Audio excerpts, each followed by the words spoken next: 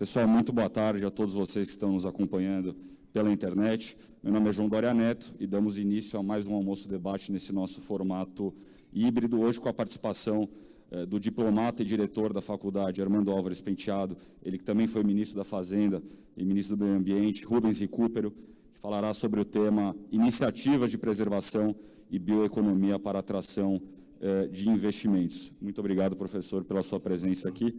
O anfitrião do nosso encontro, que faz a condução de hoje, é o Roberto Klabin, aqui ao meu lado, presidente do LIDE Sustentabilidade, e apresento também aos empresários aqui presentes que participam do nosso debate.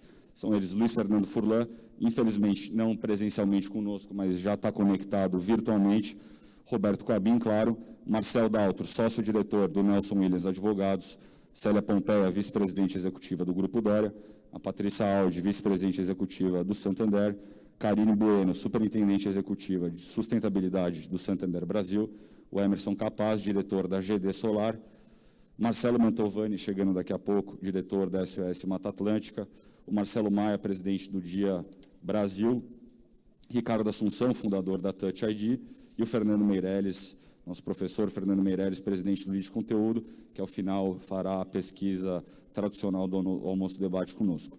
Em nome de todo o LIDE, agradeço novamente a presença do professor Rubens Recupero e a todos vocês que estão aqui conosco para esse debate tão importante, esse tema que, com o engajamento do Roberto, a gente está vendo tanta importância em trazer e colocar ele em pauta. Passando rapidamente a todos vocês a dinâmica de hoje, nosso convidado Rubens Recupero vai fazer uma apresentação inicial de 10 a 15 minutos. Terminando a sua apresentação, o Roberto Klabin já passa para o debate, ele conduz o debate com todos aqui presentes. E a vocês que estão nos acompanhando pela internet, mande sua pergunta, que a gente vai direcionar elas aqui ao final do debate. Quero lembrar a todos vocês que estão nos acompanhando também para responder à pesquisa LIDE FGV, essa que o professor Meirelles vai ler ao final. Essa pesquisa foi enviada a todos vocês por e-mail, então peço que, se possível, responder agora, porque em 20 minutos eles têm que fechar o resultado e, ao final, o professor Fernando Meirelles vai ler os resultados. Dando prosseguimento, vou passar ao Luiz Fernando Furlan, que está à distância, acho que a equipe está ok para colocar nosso ministro Furlan, que faz uma saudação e, na sequência, já passo ao Roberto Klabin. Furlan, nos ouve? Sim. Como diz o Exército, alto e claro. Bom, boa tarde a todos. E eu lamento não estar aí presente, como era a minha intenção. Mais um problema de saúde da minha mulher está hospitalizada, me impede de me expor a qualquer tipo de risco. E, embaixador Recupero, para nós é um grande prazer tê-lo aqui. Nós já somos companheiros de muitas batalhas no Brasil e no exterior há tantos anos, e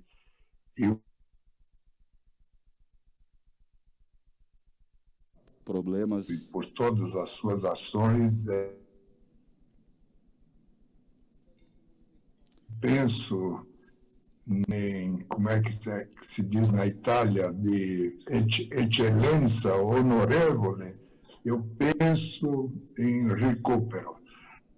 E Roberto Klabin também, companheiro de tantas coisas, inclusive de bancos de escola no INSEAD, de 1991, sempre temos boas recordações.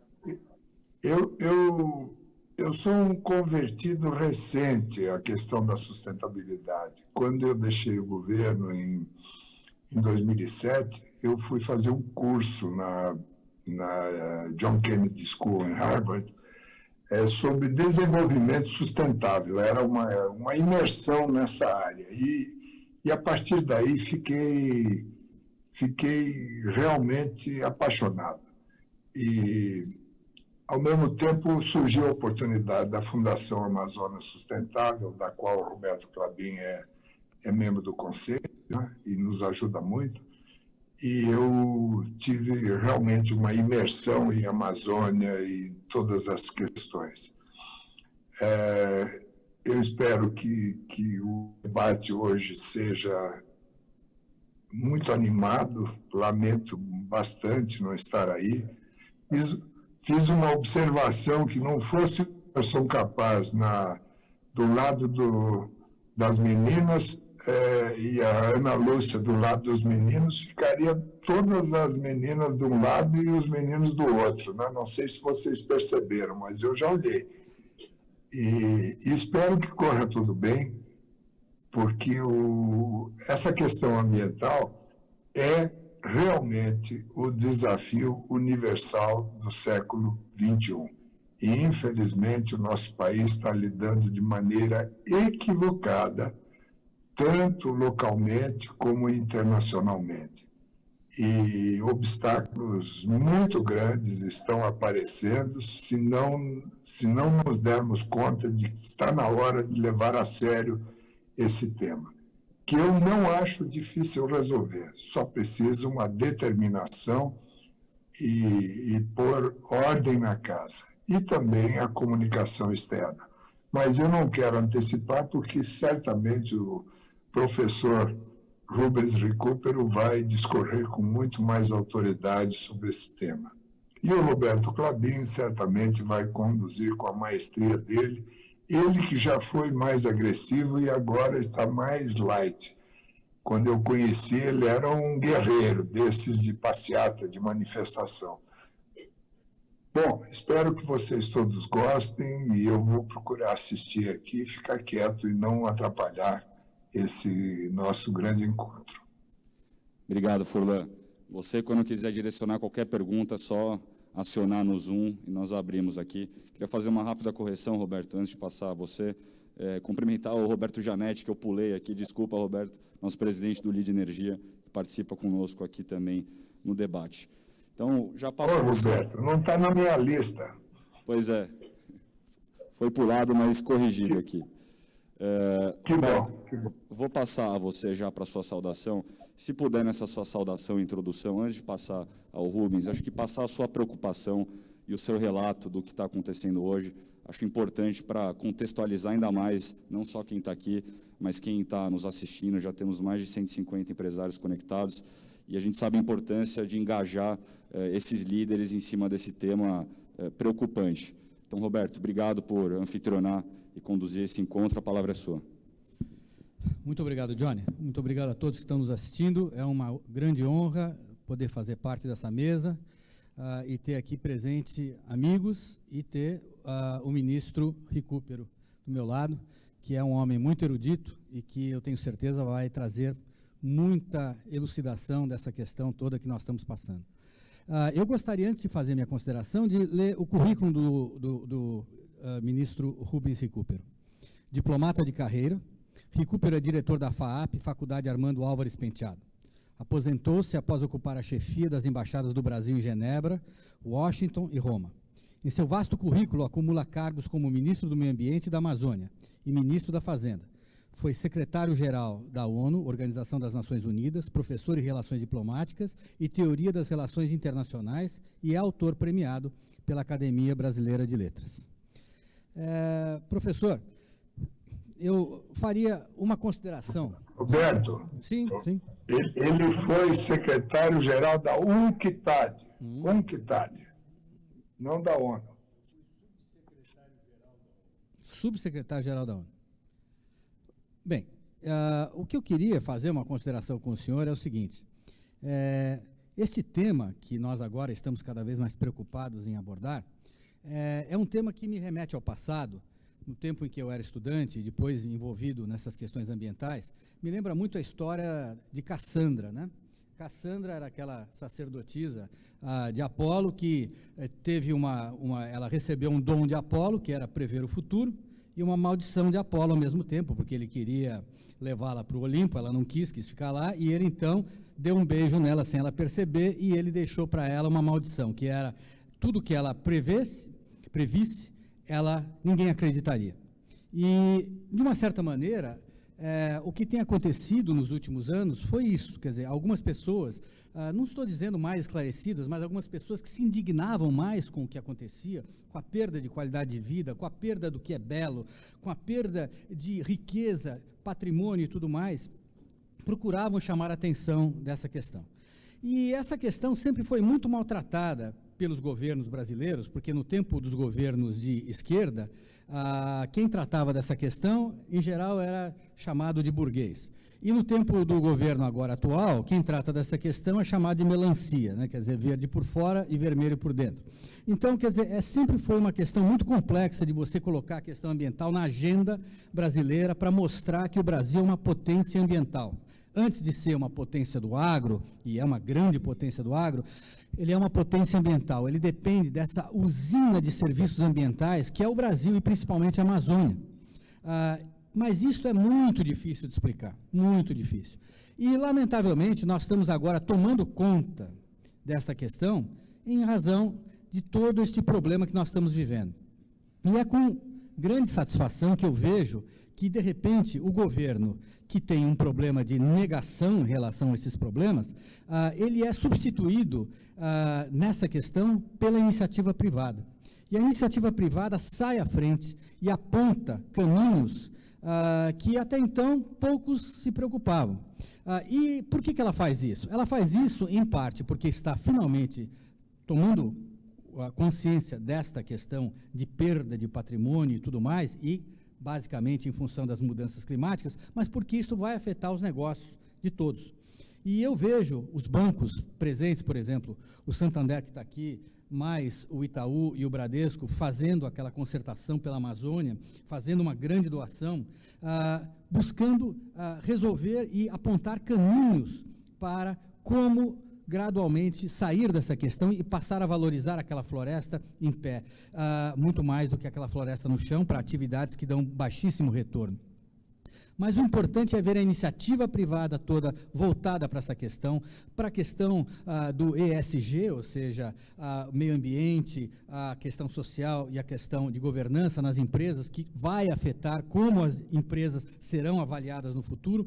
Tudo isso é fundamental para que a sociedade finalmente passe a encarar essa questão como um dos grandes desafios deste milênio. E o Brasil talvez seja o país mais bem posicionado para lidar com essa questão, graças ao fato de ainda ser essa potência ambiental. O que nós temos que fazer é garantir que esse entendimento passe e ande pela sociedade como um todo, para que todos possamos nos mobilizar na defesa desse patrimônio.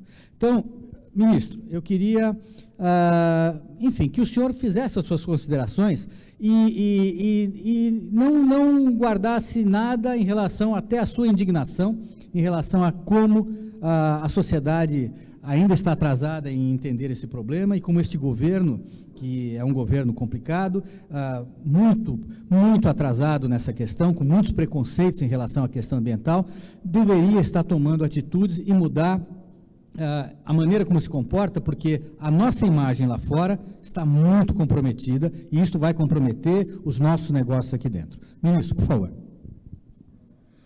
Muito obrigado. Eu agradeço o convite para esse almoço, agradeço muito ao meu amigo Furlan pela saudação que fez a todas e todos que estão aqui presentes, e ao Roberto, que foi muito atencioso, inclusive me telefonou, me mandou mensagens que me ajudaram muito a entender um pouco a dinâmica aqui do almoço, né? Eu vou procurar mais conduzir com vocês uma conversa informal, uma reflexão, né? Eu confesso até a vocês que, quando eu vi o título, eu tinha sido convidado antes de ver o título, né? Quando eu vi que era bioeconomia, um pouco especializada, eu até hesitei, porque eu não sou especialista em bioeconomia, né? A minha experiência com o meio ambiente se deu mais na área internacional.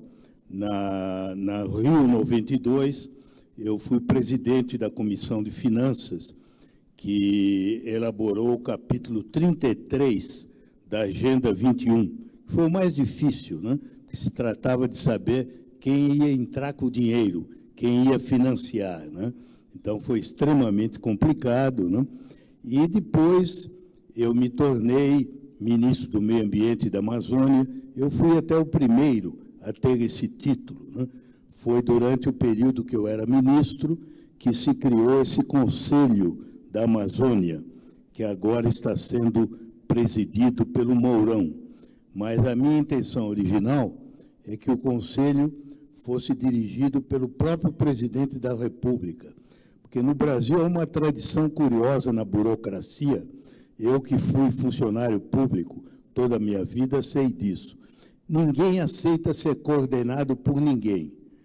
Para o brasileiro médio, ser coordenado é ser subordinado. Então, só se aceita se for o presidente da República. Se for um outro ministro, não adianta. As pessoas simplesmente não acatam as coisas. Por isso é que eu acho que, na verdade, embora já seja um avanço ter o Mourão, o ideal seria que fosse o presidente, porque todo mundo sabe, não é segredo para ninguém, que o presidente não pensa como nós pensamos. Então, isso já enfraquece muito a credibilidade de um órgão como esse. Agora, o Roberto começou lembrando Cassandra. Eu achei muito boa a evocação, porque Cassandra acabou ficando sinônimo de mau agouro, não? Mas as pessoas esquecem, como o Roberto muito bem disse, que a Cassandra tinha razão. Se os troianos tivessem dado escuta a ela, não teriam deixado entrar o cavalo de Troia, não? E teriam ganho a guerra. Portanto, a Cassandra sempre disse a verdade. Os outros aqui não levaram a sério e acabaram pagando um preço por isso, não? O que o Roberto acentuou é o principal desse tema, entende? O que dá mais tristeza hoje em dia é que o Brasil está arruinando a sua própria marca. A melhor coisa que nós tínhamos era a marca Brasil, né? Era uma marca formada de várias coisas, né? Não só do meio ambiente, né? Sobretudo também daquela ideia de que o Brasil internacionalmente era uma força construtiva, moderada, né? O Brasil nunca jogou para agravar os problemas, ele era visto como parte da solução, não do problema, né? Ele procurava construir consensos, aproximar os países. Foi o nosso papel na reunião do Rio, de 92. Nós fomos a grande ponte entre o mundo em desenvolvimento, que resistia muito a dar uma contribuição, porque os países subdesenvolvidos diziam, nós não criamos o problema, por que agora vamos ter que ajudar na solução? Foram os países industrializados que criaram o problema, né? E nós ajudamos a construir essa ponte. Então, o Brasil, que tinha essa postura, que era visto até como um país simpático, né? Porque era um país que não era violento, que não invadia os outros, né? Que não usava subterfúgios tecnológicos para assassinar pessoas à distância. Tudo isso está se perdendo, né? Eu me lembro sempre, quando eu era secretário-geral da UNCTAD, em Genebra, eu convidei uma vez o CEO da Nestlé, o principal. Foi na época que se discutia muito em Genebra a propriedade intelectual, as patentes, né, nas negociações, né? E ele, até para minha surpresa, ele começou dizendo, olha, para nós na Nestlé, o que é vital não são as patentes, é a marca. É a marca que nós temos, o leite ninho, o leite moça. Para nós é o fundamental, nós não podemos perder a marca. A marca é que vale grande parte do nosso ativo, né? E, infelizmente, o Brasil, gratuitamente, sem ganhar nada, está destruindo a sua própria marca, de uma forma irracional, né? Por razões que têm a ver com ideologia, com ignorância, desconhecimento dos problemas, né? Isso realmente é trágico. É trágico porque todo o país faz o contrário, né? Tenta até usar a publicidade para criar uma marca que muitas vezes não corresponde à realidade. Nós que tínhamos uma marca que era verídica, nós estamos fazendo tudo para arruiná-la, né? Eu gostei muito do convite que me dirigiram e devo dizer que me deu logo vontade de participar, porque, pelo menos, um aspecto mais encorajador que eu tenho visto na realidade brasileira de hoje é essa tomada de consciência do setor privado. Porque não faz muito tempo, até poucos meses atrás, uma vez sendo entrevistado, acho que pelo Alexandre Machado, naquele programa dele de Volta para Casa, eu até me queixei, porque eu disse a ele: olha, Alexandre, a gente ouve dizer que nem todo mundo no setor privado tem essa atitude negativa sobre o meio ambiente, mas quem se mexe somos apenas nós, os ambientalistas, né? Você sabe que nós temos um grupo informal de ex-ministros de meio ambiente, que existe há vários anos. Foi o primeiro grupo que se criou de ex-ministros. E é um grupo fantástico, porque ele inclui todos os que estão vivos. Os outros só em sessão espírita, mas também são a favor, né? Ele psicografado, o José Lutzenberg, os outros todos que morreram, o Paulo Nogueira, já nos disseram que são a favor, né? Porque todos pensam igual, não há uma diferença de ministros de partidos diferentes, Lula, Fernando Henrique, governo militar. Quem fundou a instituição ambiental no Brasil foi o Paulo Nogueira Neto, nosso conterrâneo aqui de São Paulo, grande zoólogo, né, que fez isso em pleno governo militar, lutando contra todos os ventos, mas ele tinha uma grande paciência, ele era um homem sem arestas, e os próprios militares acabavam se rendendo à evidência. Pois bem, esse grupo nós criamos durante a discussão do Código Florestal. E nós fomos a Brasília, falamos com Dilma, falamos com Isabela Teixeira, né? E o Paulo Nogueira tinha mais de 90 anos, foi de cadeira de roda. Todo mundo se mobilizou. Nós agora temos nos mobilizado. Eu, várias vezes, fui falar com o Rodrigo Maia, com o Davi Alcolumbre, e eu me queixava ao Alexandre Machado, eu dizia: olha, eu nunca vi nenhum grande empresário conosco, né? Nós estamos sempre sozinhos, né? E, no entanto, os empresários têm muito mais poder de fogo do que nós somos pessoas que já foram, hoje não somos mais nada, né?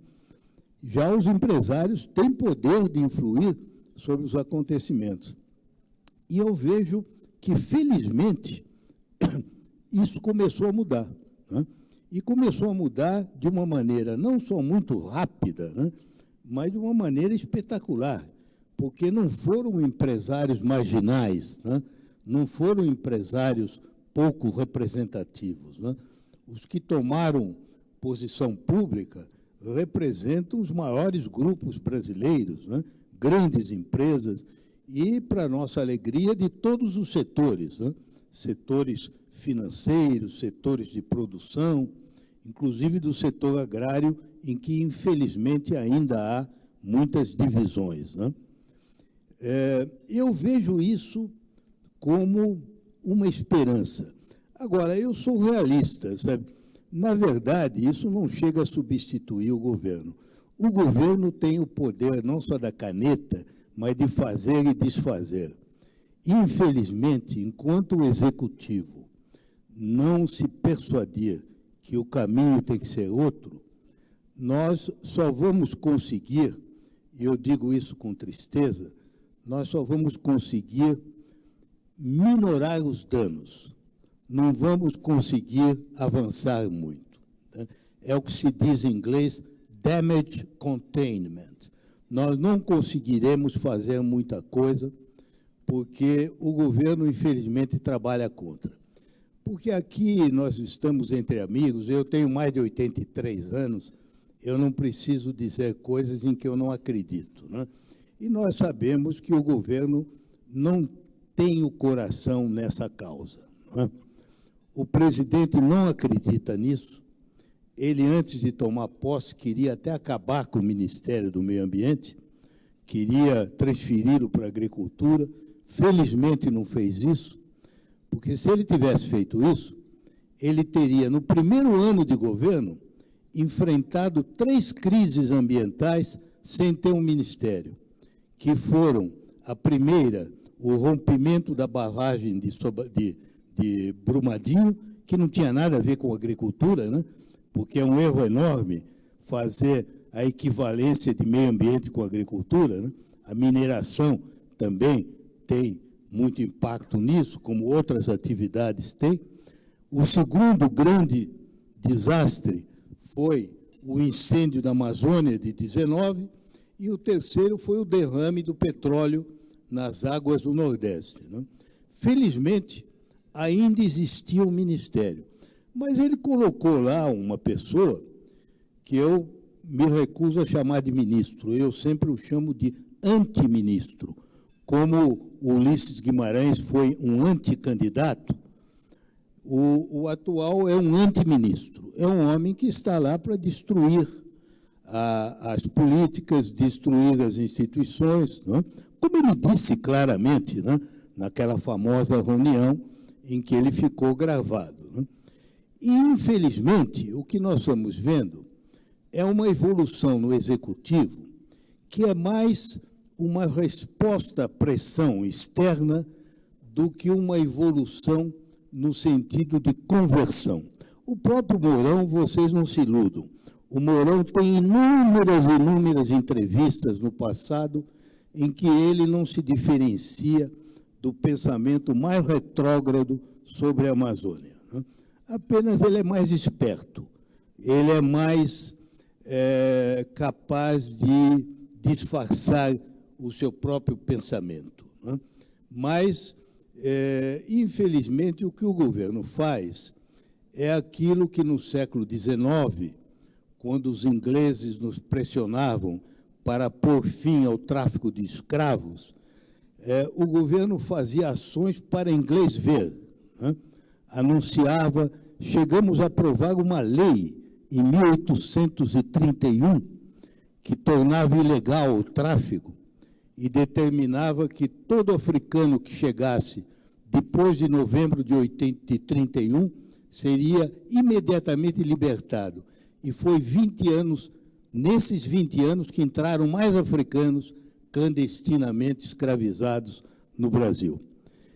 Foi só quando os ingleses perderam a paciência e, em 1845, aprovaram a Lei Aberdeen, que dava à Royal Navy o poder de capturar barcos negreiros dentro de águas territoriais brasileiras, inclusive em portos brasileiros, que o Brasil, depois de vários incidentes, ameaçado de uma guerra com a maior potência do mundo na época, em 1850, decidiu acabar com o tráfico. E quando o governo decidiu, terminou. Em 2, 3 anos, acabou aquilo que parecia impossível de terminar. Eu cito isso porque eu espero que desta vez não vá se repetir o mesmo episódio, né? De nós sermos obrigados. Porque vocês não tenham dúvida, ou por bem ou por mal, o Brasil vai ter que mudar. Se não mudar por bem, vai mudar por pressão externa. Vocês sabem que a União Europeia já adotou uma política, não é um estudo, é uma política para chegar a descarbonizar a economia com carbono zero em 2050. O candidato democrata Joe Biden já anunciou um plano com investimentos de 2 trilhões de dólares para descarbonizar a economia americana. Eu acho até que ele não vai conseguir, em 2035, que é antes da data fixada pelo Estado de Nova York, que é 2040, e antes da data da Califórnia e New Mexico, que é 2045. Eu estou dizendo isso apenas a vocês porque isso está claro. O mundo caminha para o carbono zero. E muita gente que está jogando no petróleo, no carvão, vai ficar com ativos absolutamente atravancados, né? Porque esses ativos vão perder valor muito rapidamente. E é óbvio que, se ganhar o candidato democrata, a pressão vai ser muito grande.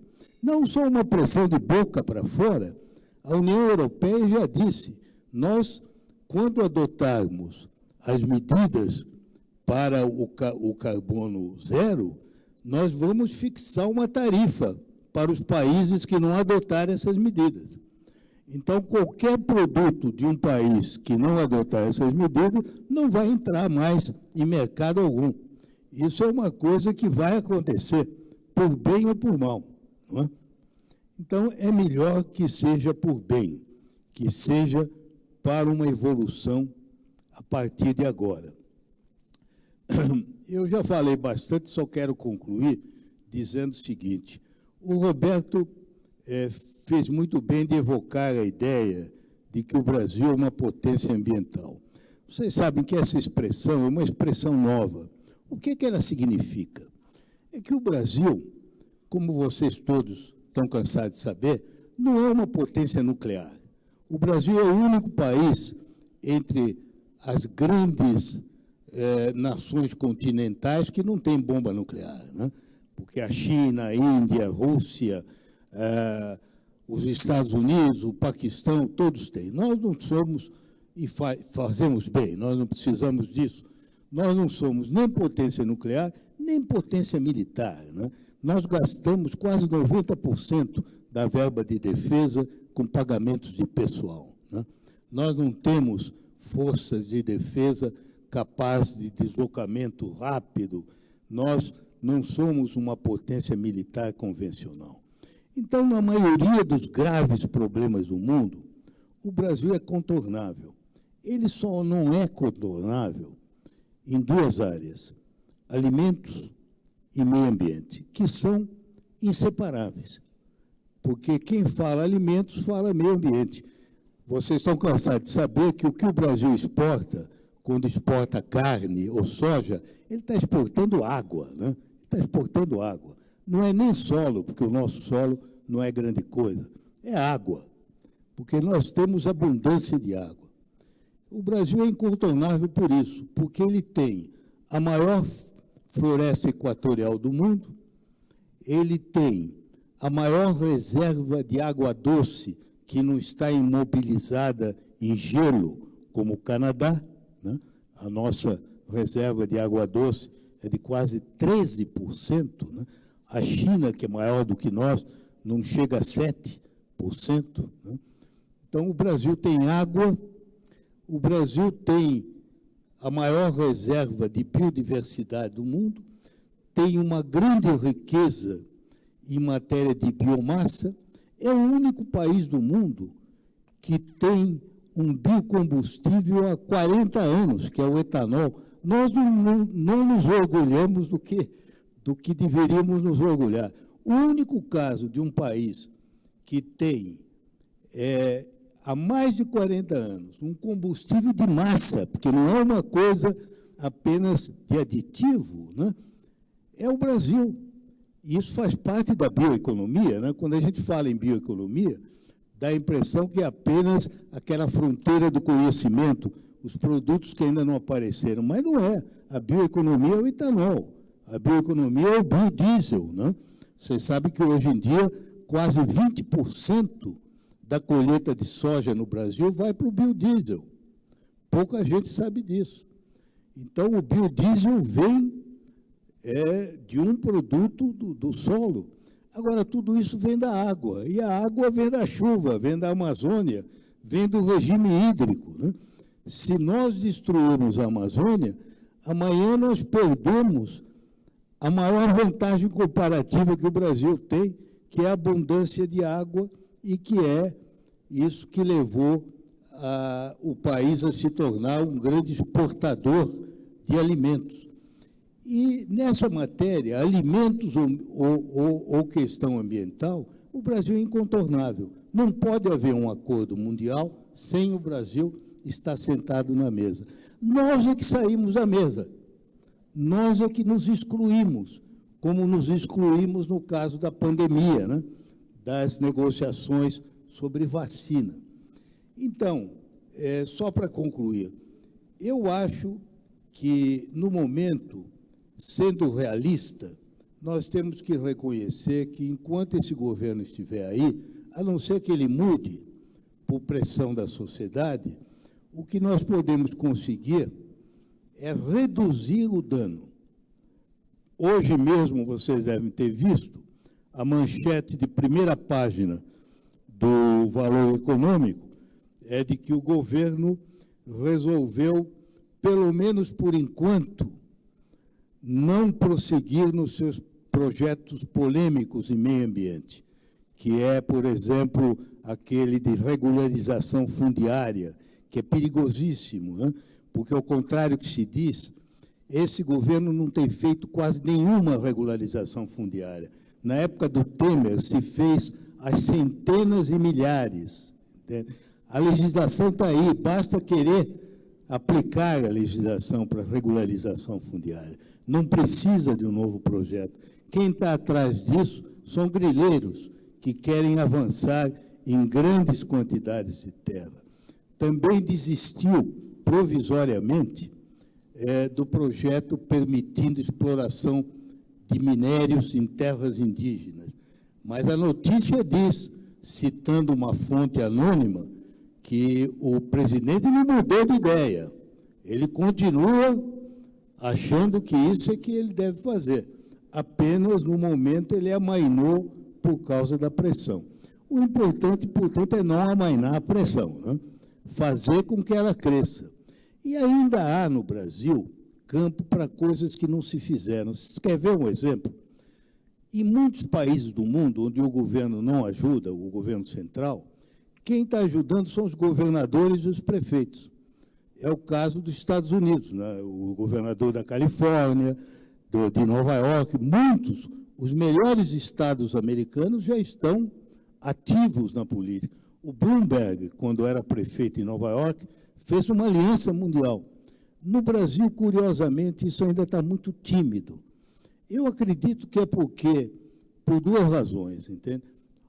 Nós, no Brasil, estamos muito atrasados na consciência ambiental, como em geral, né?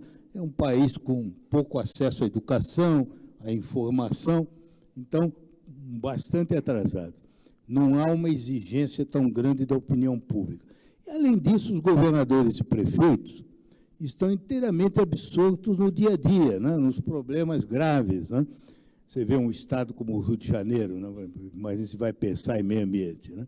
Então, estamos atrasados, mas é um campo em que há um potencial muito grande de mobilização. Eu vou terminar, eu vi que já está esgotado, eu já disse várias vezes isso, mas quero apenas dizer que existem ideias concretas. Por exemplo, os bancos. Os bancos agora estão se mobilizando. Mas eu acho que a coisa melhor que os bancos podiam fazer é fazer aquilo que eles sabem fazer. É fazer um fundo privado de financiamento de capital de risco para projetos ambientalmente sustentáveis na Amazônia. Porque isso precisa ter um fundo, precisa ter alguém que examine tecnicamente. Porque eu quero terminar só dizendo o seguinte, olha, não é fácil. Não vamos querer enganar ninguém. Tem gente que vem e diz, é uma maravilha, a floresta em pé vale mais, se você plantar açaí é melhor do que botar boi. Se fosse verdade, todo mundo estava fazendo isso, né? É que não é tão simples assim, né? De fato, conseguir harmonizar, tornar sustentável um projeto financeiramente, de forma concreta, com pés na terra, ambientalmente e socialmente, não é fácil. Se fosse fácil, todo mundo fazia. Então, precisa ter esforço para chegar a isso. Então, nós temos que partir da realidade. Não vamos começar com ideias que nós sabemos que ainda não são viáveis. Mas precisamos caminhar nessa direção. Eu peço desculpas, acho que me deixei levar pelo entusiasmo, porque ele me tinha estimulado e falei demais. Muito obrigado. Obrigado, professor. Roberto, antes de eu passar uma informação rápida, o tempo esgotado ali é para dar tempo para a gente conseguir fazer o debate aqui. Acho que todos têm questões, observações a fazer ao senhor, e a Patrícia Aldi aqui também vai poder responder a sua sugestão aqui dos bancos. Uma informação rápida, primeiro aos que estão nos assistindo, mandarem suas perguntas pela caixa de mensagem embaixo do player, e voltar aqui que o senhor reforçou a importância do engajamento de líderes empresariais nesse tema. Você tem a mobilização para buscar a transformação. O LEAD hoje é um grande grupo, como o senhor sabe, as empresas associadas representam 1/3 do PIB privado brasileiro dentro desse grupo. E no nosso evento mais importante que nós realizamos, o Fórum Empresarial, que vai acontecer esse ano, de 10 a 12 de dezembro, aqui em São Paulo, nós estamos dedicando um dia, uma manhã inteira, através da curadoria do Roberto Klabin, a esse tema. Então, nós íamos falar de inovação, empreendedorismo, deixamos de lado para falar de sustentabilidade neste dia, qual já deixo o convite para o senhor estar conosco lá. Muito importante também a todos vocês que estão aqui, a essa participação. Roberto, já vou passar a você, vou pedir só uma gentileza, como a gente pulou o nosso Roberto Janetti aqui, que passe para ele fazer uma pergunta e depois já vamos para a ordem aqui, começando com a Patrícia, e só pedir para que sejamos objetivos para a gente conseguir perguntar tudo a tempo. Roberto. Então, antes de passar para o Roberto, eu quero agradecer. Ministro, as suas palavras foram fantásticas, toda essa experiência acumulada é o que a gente tem que ouvir, né? As pessoas não ouvem, não respeitam o conhecimento acumulado, as pessoas mais velhas, toda essa cultura que nós temos e que nós temos que passar para os mais jovens, principalmente.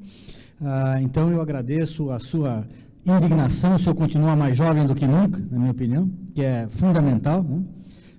Porque, sem dúvida nenhuma, é com indignação que a gente sai da nossa zona de conforto e que a gente efetivamente realiza mudanças. Então, eu queria agora passar para o Roberto. Por favor, Roberto. Obrigado.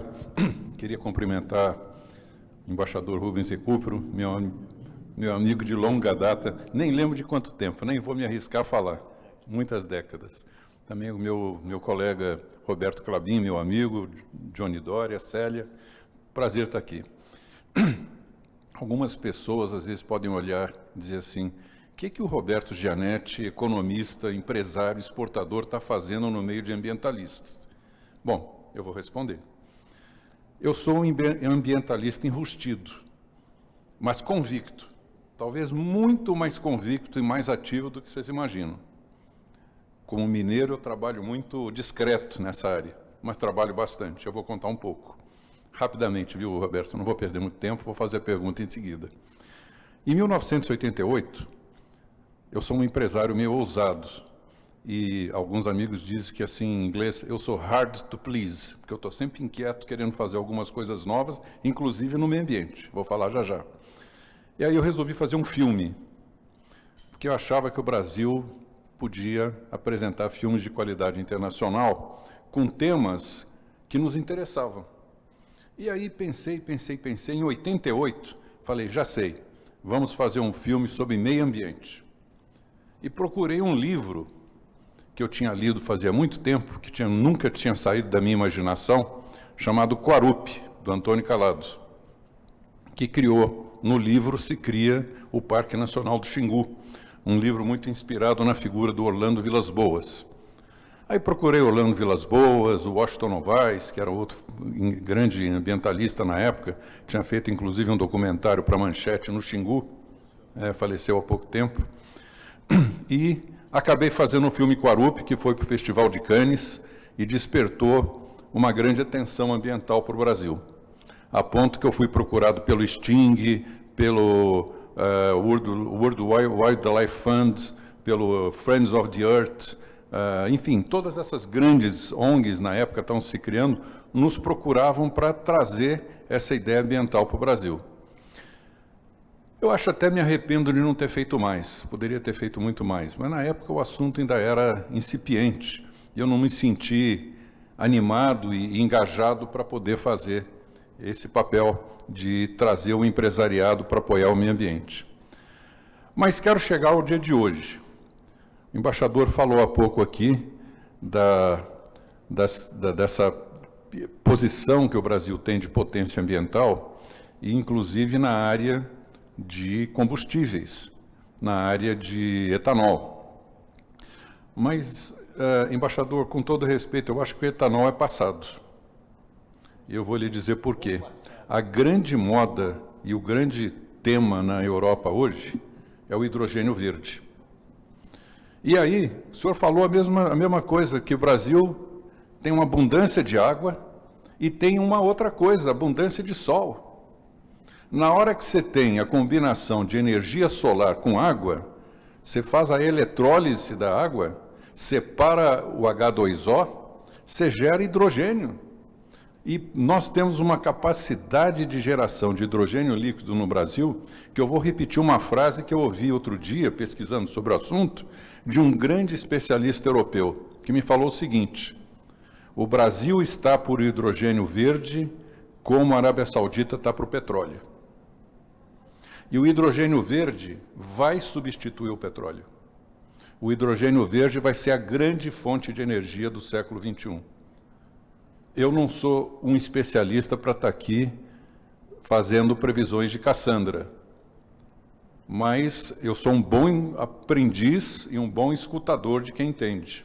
E eu ouvi essas frases de especialistas europeus que estão investindo hoje bilhões de dólares, Alemanha, França, Espanha, Portugal, Inglaterra, no hidrogênio verde. Se vocês tiverem curiosidade, saiam daqui e colocam no Google hidrogênio verde e se surpreendam com o que vai vir pela frente. Nós, com potencial, as nossas hidrelétricas são imensas, bilhões de metros cúbicos de água, com energia solar caindo do céu de graça. Se nós não soubermos transformar isso em riqueza, em energia descarbonizada, pelo amor de Deus, nós estamos realmente jogando fora a maior oportunidade econômica, talvez, que a gente tenha na nossa história. Eu não estou exagerando, não, estou falando que eu aprendi, Johnny. Então, eu quero mostrar aqui que esse negócio de potência ambiental ainda não caiu a ficha na cabeça do brasileiro. O que nós temos de capacidade potencial para o futuro. Não só de manter a nossa biodiversidade, as nossas matas, porque aí entra o problema que nós estamos vivendo. A água, ela parece infinita, né? Porque ela se reproduz. Mas, com as mudanças climáticas, se nós não tomarmos cuidado, a água vai embora também. A água vai embora também. A pergunta, por favor, Roberto. Pois é, eu estou quase fazendo uma outra palestra, desculpe, porque eu me entusiasmei.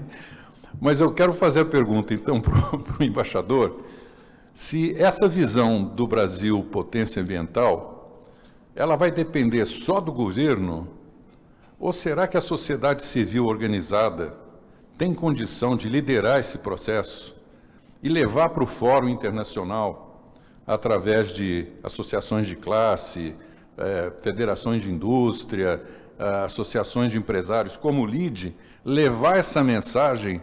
Pessoal, o governo pode estar falando bobagem, idiotice, besteira, mas nós, sociedade brasileira, pensamos desse jeito. Nós entendemos a importância do Brasil no meio ambiente e não podemos deixar que o nosso país tenha um papel irresponsável e papel de protagonista, diria mais, na questão ambiental da descarbonização da energia no mundo. O senhor acha que a sociedade civil tem essa capacidade? Olha, isoladamente eu creio que não, viu? Porque você sabe que até mesmo a tendência que você muito bem valorizou da evolução em direção ao hidrogênio líquido é alguma coisa que está avançando muito depressa, mas que vai depender bastante da precificação do carbono, né? Aí vai ter que ser uma decisão, não de um governo individual como o brasileiro, mas uma decisão mundial, né? Eu acredito que se houver uma mudança nas eleições americanas, se o Joe Biden for eleito, nós vamos ver no ano que vem uma pressão muito grande para começar a fixar um preço realista para o carbono, né? Porque isso vai viabilizar muita coisa. Mas já agora já está havendo muito avanço, né? Você mencionou o hidrogênio, né? Você sabe que o Chile está mais avançado que o Brasil, né? O Chile está utilizando o potencial que tem de energia solar, por causa do deserto, né? O deserto de Atacama, que tem um potencial enorme, com pouquíssima nebulosidade, né? E o Chile já está fazendo planos para se tornar exportador de hidrogênio produzido a partir da energia solar. No Brasil, eu acho que já há alguma coisa, mas está ainda um pouco retardatário, né? Agora, é interessante ver como essas coisas são velozes.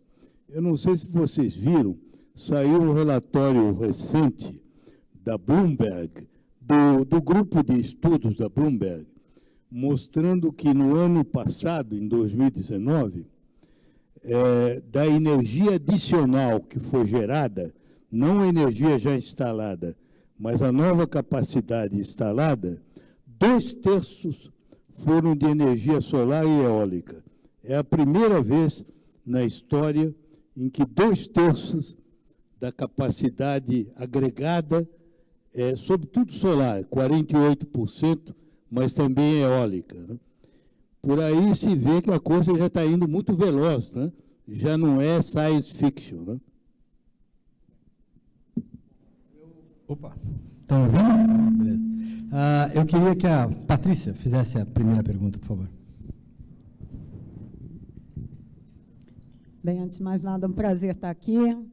João, Roberto, embaixador, eu entendo os comentários do Roberto Gianetti, porque depois da fala do embaixador, ele nos inspira. Eu anotei várias coisas aqui, eu vou tentar ser bem sucinta também, para a gente poder tornar essa reunião mais produtiva e mais interessante possível. Eu acho que sustentabilidade, sim, virou uma pauta da agenda brasileira, não só de governos.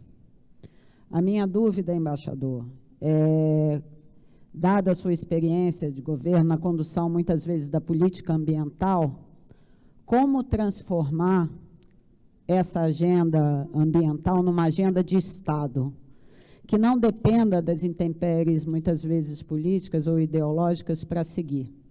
Se houve um caminho que acabou sendo bastante produtivo, muitas vezes nos resultados não obtidos nos últimos anos, foi o protagonismo assumido pelo setor privado.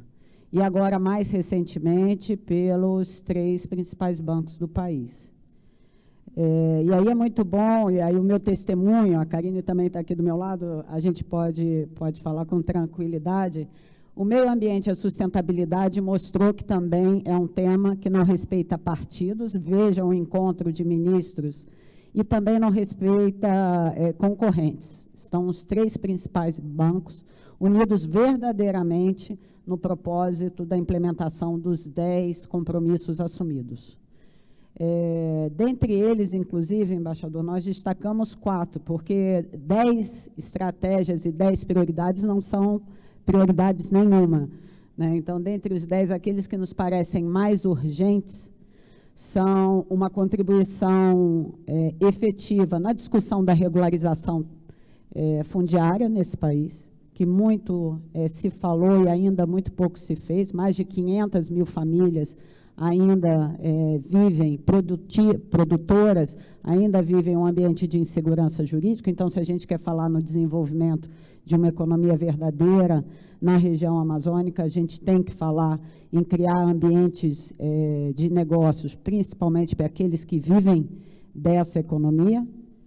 A questão de um estímulo à bioeconomia, e aqui também o nosso... É bom saber que o senhor não é especialista nisso, os bancos também não são. E, por isso mesmo, nós elegemos um conselho consultivo de 7 especialistas para poder estar discutindo. A reunião vai acontecer agora no próximo dia 17, está discutindo com mais profundidade a questão da bioeconomia. Mas ainda há outras questões que eu acho que os bancos, não só na produção ou na possibilidade de montar um fundo, porque a gente viu o fundo da Amazônia com tantos recursos e nem sempre executados. Então, eu acho que os bancos têm um papel, inclusive, político-cidadão importante no estabelecimento, por exemplo, de uma discussão sobre a cadeia da carne e uma moratória da carne nos mesmos moldes da moratória da soja, por exemplo. Ou no estímulo verdadeiro, e aí não é só em termos de crédito, acesso a crédito mais fácil, mas todo um processo que permita o escoamento de algumas monoculturas na Amazônia. Então, essas são as 4 prioridades estabelecidas, inicialmente por esse compromisso assumido, e tomara que na próxima reunião nós possamos até lhes dar satisfação e até lhes contar um pouco de como evoluiu. E também uma outra pergunta, querendo saber, ainda na mesma lógica, né, pensando em como possibilitar que meio ambiente seja uma política de Estado verdadeira, e aí só sociedade civil e governos não se mostraram capazes, por isso é importante a incorporação do setor privado agora, né? Mas, realmente, o senhor me chamou a atenção para o papel dos prefeitos e dos governadores nesse contexto. De que forma harmonizar todas essas políticas? A gente sabe que tem muitas pessoas, há muito tempo, muito interessadas e bem intencionadas em efetivamente produzir resultados consistentes na região. Então, de que forma essa acertação poderia ser feita como uma política de Estado permanente? Olha, Patrícia, eu penso que talvez a forma melhor, pelo menos no momento, de impulsionar o que você chamou uma agenda de Estado irreversível, pelo menos nas circunstâncias brasileiras, em que a União Federal não é um interlocutor muito sensível, é impulsionar essa agenda nos níveis subfederais, estaduais e municipais, né? Eu não desistiria do governo federal, porque eu acho que no governo federal há gente que compreende isso, né? O presidente do Banco Central é um caso, né? Ele tem, agora mesmo, né, saíram resoluções na mesma linha daquelas resoluções que vinham da época do governo Dilma e do governo Temer, né? Resoluções já sobre financiamentos com sustentabilidade, etc. Então, acho que há setores que são sensíveis, pode ser até que infraestrutura, por causa do interesse de atrair investimento. A ministra da Agricultura, né, que acho que é uma pessoa também que está trabalhando com mais racionalidade.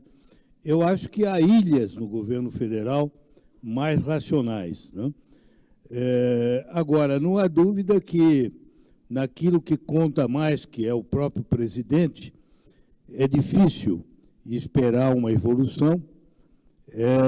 Agora, nós poderíamos conseguir isso através de um processo de mobilização da sociedade civil em nível, como eu disse, local e estadual. Vocês sabem que na União Europeia eles têm aquele princípio que eles chamam de subsidiariedade, né? Para eles, o mais importante são as decisões tomadas em nível local, né?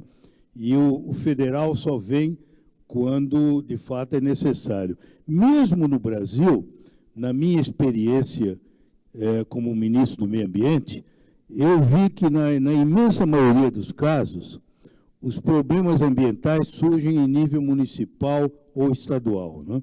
Por exemplo, a Lei da Mata Atlântica. Eu era ministro quando ela foi regulamentada e, na época, os maiores problemas que nós tínhamos, curiosamente, eram com municípios de Santa Catarina, em que as pessoas queriam extrair da Mata Atlântica coisas para vender, para floricultura, para uma série de exploração de madeira, palmito, né, que se derrubava muito. Então, os problemas eram municipais ou estaduais, né? O governo federal tinha uma ação mais nas grandes linhas, né, nas leis, etc., mas quem age, é como se diz, ninguém vive na União Federal, quem mora no município, né? Você mora no município. Então, se a gente conseguir trabalhar com essa ideia do município e do Estado, você vê São Paulo, não sei como é que está hoje, mas no tempo que eu era ministro, a Secretaria de Meio Ambiente aqui de São Paulo tinha mais funcionários do que o IBAMA em todo o Brasil. Não sei hoje como estará, mas naquela época tinha já condições de fazer uma política ambiental bastante boa. Retrocessos sempre podem ocorrer, né?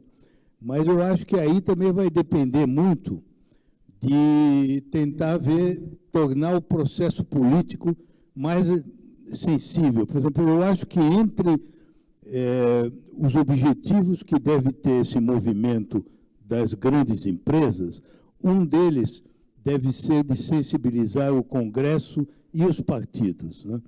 O Congresso e os partidos para que eles, de fato, porque eles são sensíveis, entende? A última vez que nós fomos falar com o Rodrigo Maia, nós tínhamos pedido a ele e ao Alcolumbre, os ex-ministros, né, de Meio Ambiente, porque naquela época, foi uns 4, 5 meses atrás, estava na iminência de votar vários projetos perigosíssimos, né, que diminuíam a reserva legal, né, que permitiam licenciamento de uma maneira descontrolada. Então, nós pedimos a ele que houvesse da parte do Congresso uma espécie de moratória, não para sempre, mas durante um certo número de meses, fazer com que nenhuma dessas medidas controversas fosse pautada e, enquanto isso, criasse audiências públicas do Senado e da Câmara, tanto com ambientalistas como gente que representasse os setores produtivos, para tentar chegar a um consenso, né, sobre licenciamento, sobre outras matérias, né? A questão da regularização fundiária, que você tocou num ponto verdadeiro, né? Os pequenos proprietários. Eu me referia mais aos grandes grileiros, né? Porque você sabe que a legislação permite um trabalho muito mais produtivo do que esse governo tem mostrado. No ano passado, a regularização caiu quase a zero. Nos outros anos estava muito maior. É porque tudo parou, né?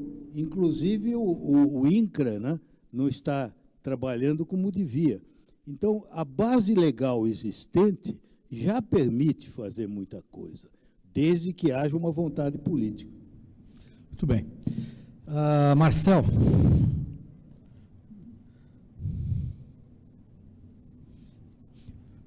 Boa tarde, ministro. Boa tarde, João. Boa tarde, Roberto. Prazer falar com vocês. Obrigado pela aula, bastante esclarecedora e muitos pontos importantes.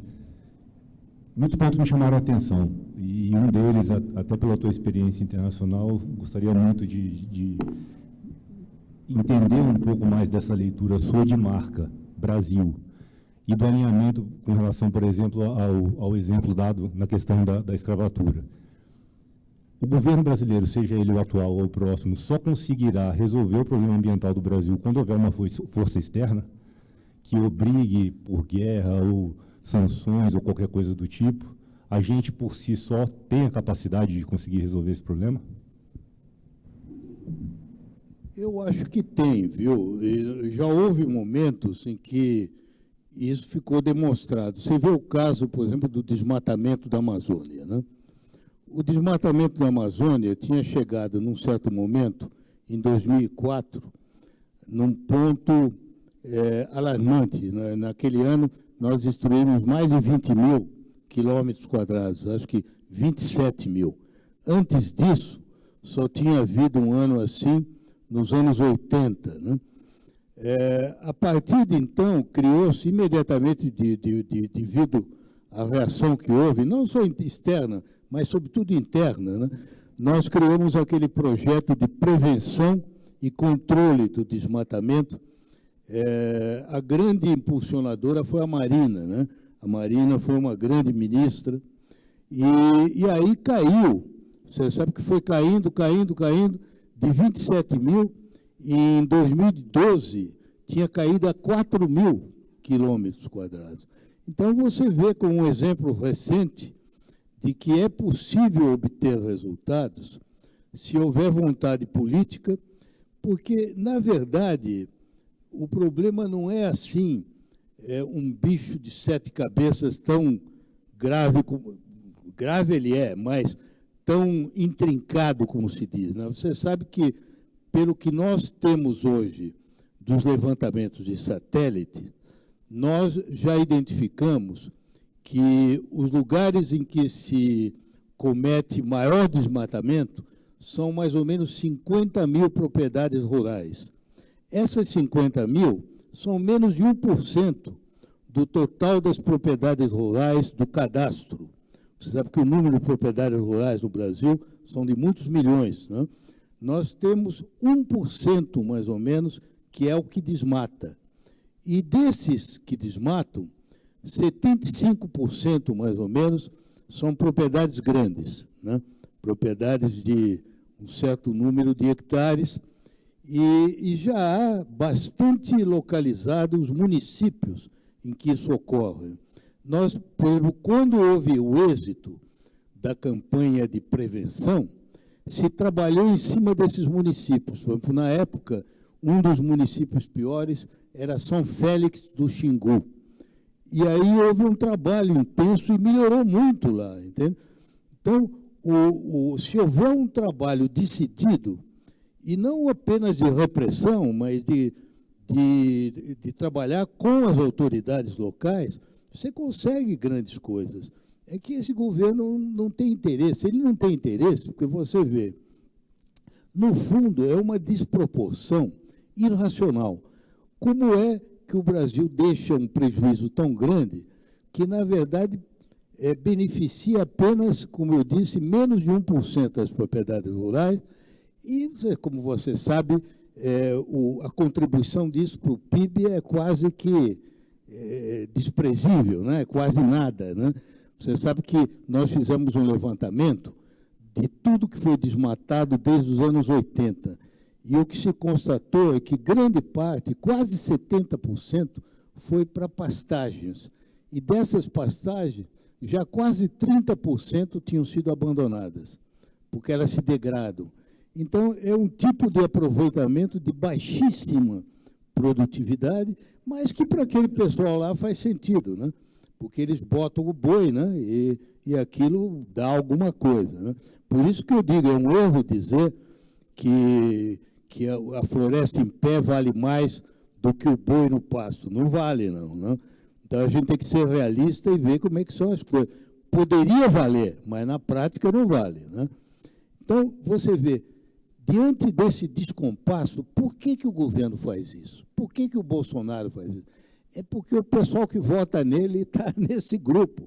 Nesse ponto, o antiministro do Meio Ambiente é um sujeito sincero, porque não sei se vocês se lembram, quando o Bolsonaro demitiu o diretor do INPE, né, por causa dos satélites, houve um debate naquele programa da Renata Lopretti, Painel, em que chamaram o Galvão, né, que tinha sido demitido, e o antiministro, né?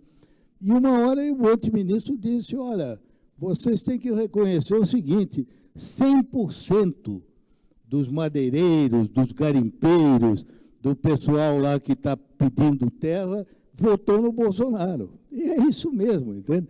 Quer dizer, para ele, esse grupo conta, né? Você vai dizer que no Brasil não conta nada, é verdade, mas para ele conta. Essa que é a realidade, entende? Ele joga para esse pessoal, né? E, além do mais, como ele é tosco, né? Ele tem aquela mentalidade que a maioria dos militares tem, né? Você sabe que, infelizmente, uma das coisas terríveis do Brasil é que os militares que, na época da proclamação da República e na época do tenentismo, estavam entre os elementos culturalmente mais progressistas, hoje se tornaram culturalmente muito retrógrados, né, em relação às grandes ideias que dominam o debate mundial, né, até na área deles, que é de defesa, né. Então, infelizmente, essa que é a realidade. Gostaria de passar para o Emerson. Ministro, queridos convidados, amigos, Roberto Klabin, Roberto Gianetti, João Dória. Queria parabenizá-lo, primeiro, ministro, pela capacidade, memória, articulação e todo o nosso saber que hoje temos adicionado pela sua contribuição aqui. Queria agradecer demais mesmo e fico impressionado de ver o que nós temos de poder para conseguir alcançar os nossos objetivos aqui e fora do Brasil, que o senhor tem um relacionamento espetacular. Eu hoje aqui falo em nome da empresa GD Solar, que é a líder de implantação de parques solares no Brasil. Desde 2008, 2010, eu tinha essa visão de que o Brasil era a grande revolução em curso na área ambiental e, em especial, da área ambiental, a questão solar. Por quê? Vento é bom, é importante, mas você tem nas beiradas do país. Ou é no norte, ou é no nordeste, ou no sul. E não consegue armazenar, apesar da ministra, da presidente Dilma querer armazenar. E o sol não tem como não nascer um dia onde você tenha o sol. É a energia mais abundante do planeta e onde o país Brasil tem uma situação extraordinariamente privilegiada. Demorou muito para acontecer, ministro. Muito, mas hoje em dia eu tenho certeza em afirmar isso. Nós seremos a maior potência solar, se não errarmos a mão, do mundo, porque hoje nós temos 3 gigas de energia solar sendo gerada já aqui em 4 ou 5 anos. Né? Praticamente 4 ou 5 anos de energia começou a crescer aqui, e nós temos já 3 gigas. Isso, praticamente, a velocidade de implantação é muito grande. E existe uma consciência, como a Patrícia falou aqui, da iniciativa privada.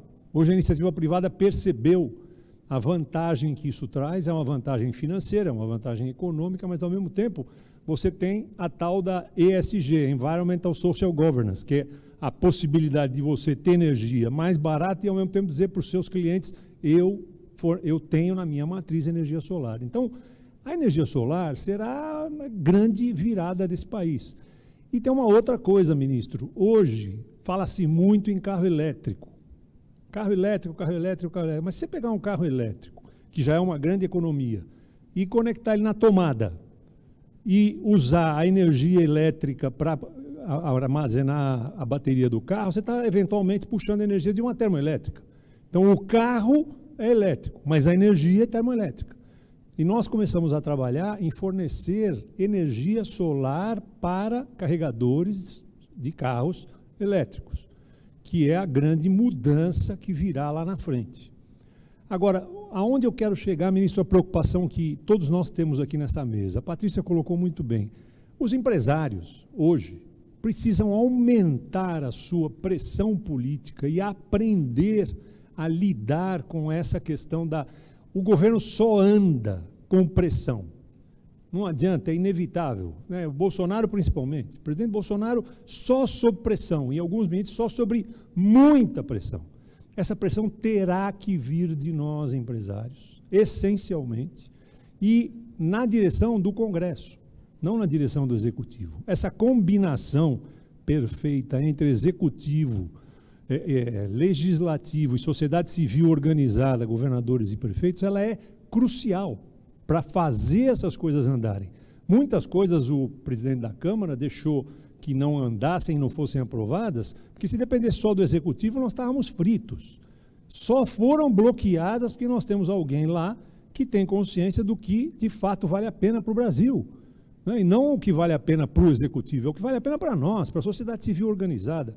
Nós temos que aumentar esta pressão.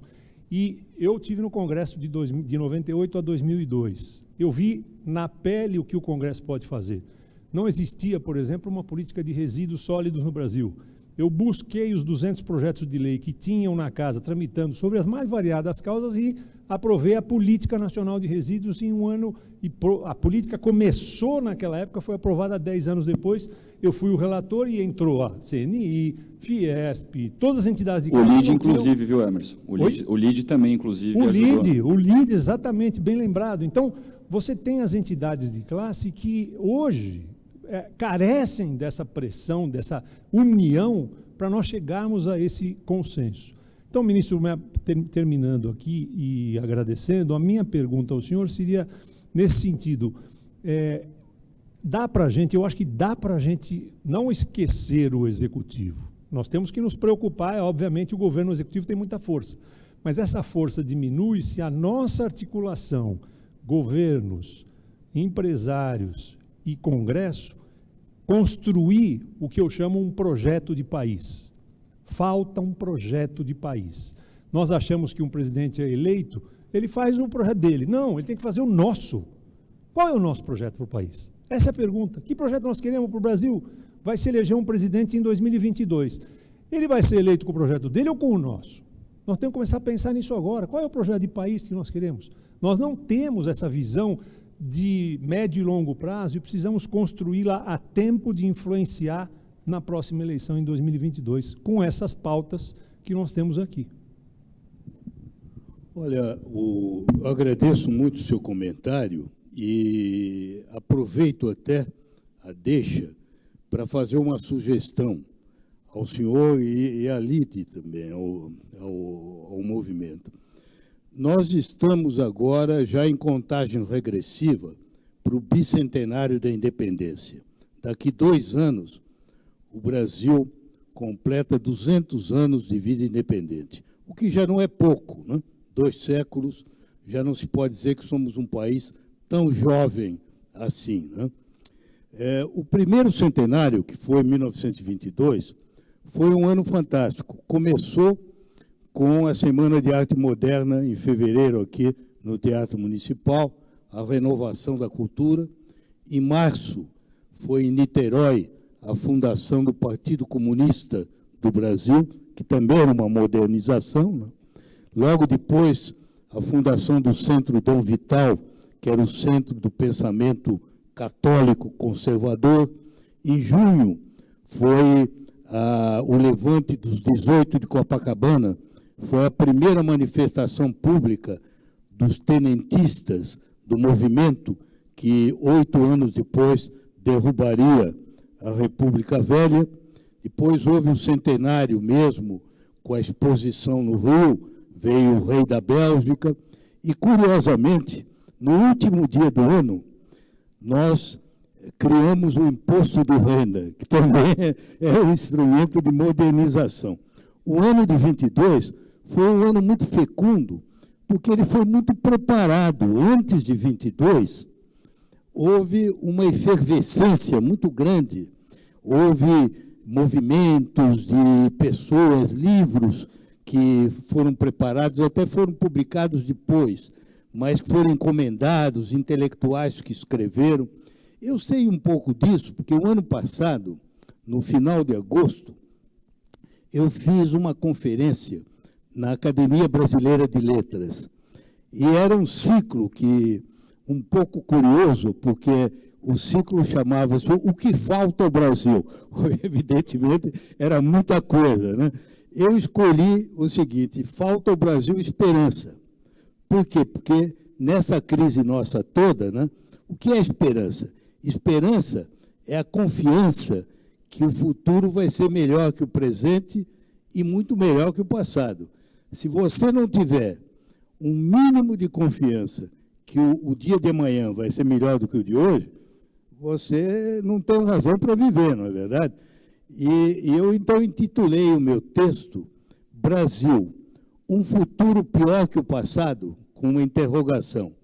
E coloquei reflexões na antivéspera da independência. E eu fui ler tudo que se fez em 22, né? O que se publicou e tal. E aí você fica admirado o debate que havia, né?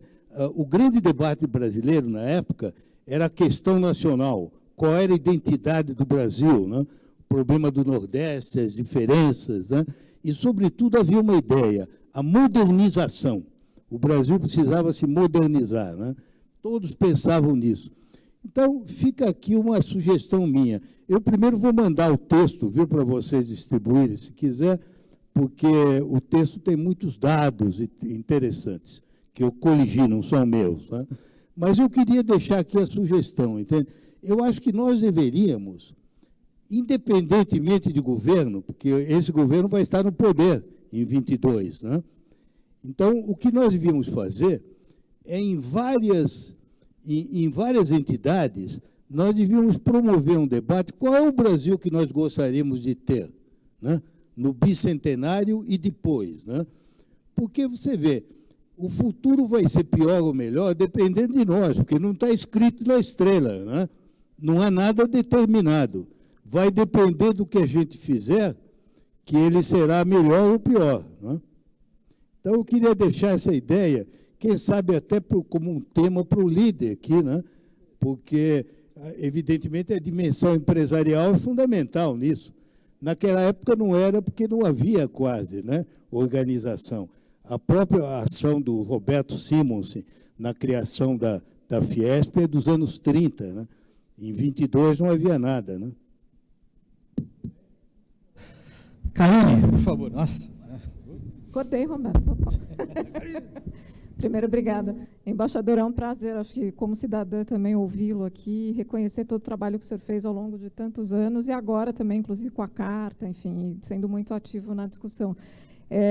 Enfim, eu trabalho na área também, mas na vertente empresarial desde 2002 e acho que, de fato, o que vocês trouxeram também, acho que agora as empresas acordaram para um certo ativismo, né? Que eu acho que cada uma praticava individualmente, mas acho que sempre se tinha um certo receio dessa questão mais ativista e de se colocar à frente aí de alguns temas.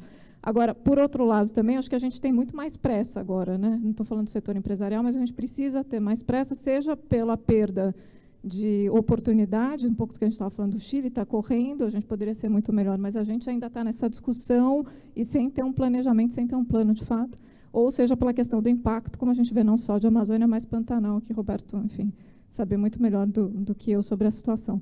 Como é que a gente traz, e o senhor trouxe também a questão de educação do povo brasileiro, da conscientização, por outro lado, acho perfeito também, assim, se hoje o gado valesse mais que a floresta em pé, ao contrário, que a floresta em pé já valesse mais que o gado, talvez você tivesse muito mais consciência das pessoas também nessa direção. Como é que a gente traz isso para uma discussão de urgência na sociedade como um todo, né? Não só, acho que nos níveis que são mais, enfim, escolarizados ou que têm acesso a mercados internacionais, que é um pouco do que a gente está vendo hoje, que é muito importante, mas como é que a gente traz isso para a sociedade?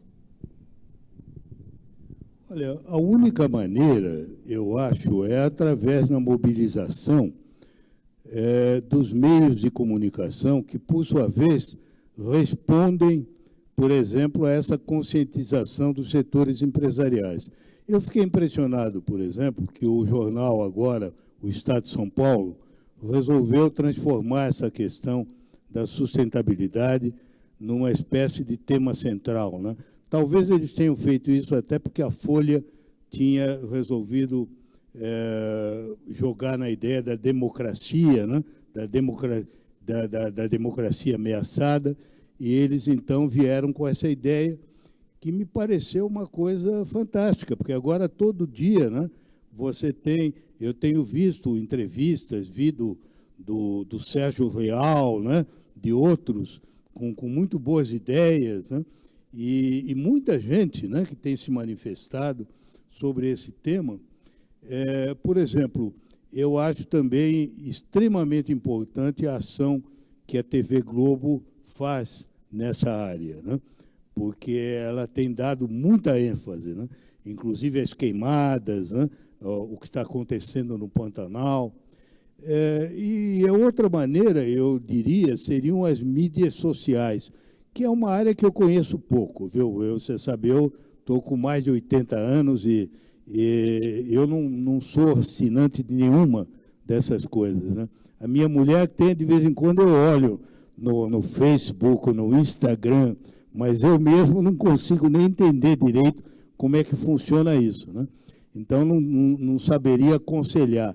Mas eu acho que teria que ver, porque estava se falando antes da gente almoçar, me falaram de um filme, né, que diz que é preciso ver, né, um documentário sobre, como é que chama mesmo? Dilema das redes. O dilema das redes, né? Que eu não vi, vou procurar ver até hoje à noite. Agora, você vê, se eles têm esse potencial para o mal, também tem um potencial para o bem, né? Então, seria necessário utilizar isso, porque você vê, a única forma de se conscientizar as pessoas é ou pela educação ou pela mídia, né? Não há outra maneira, né? A educação no Brasil é, evidentemente, uma coisa de longo prazo, né?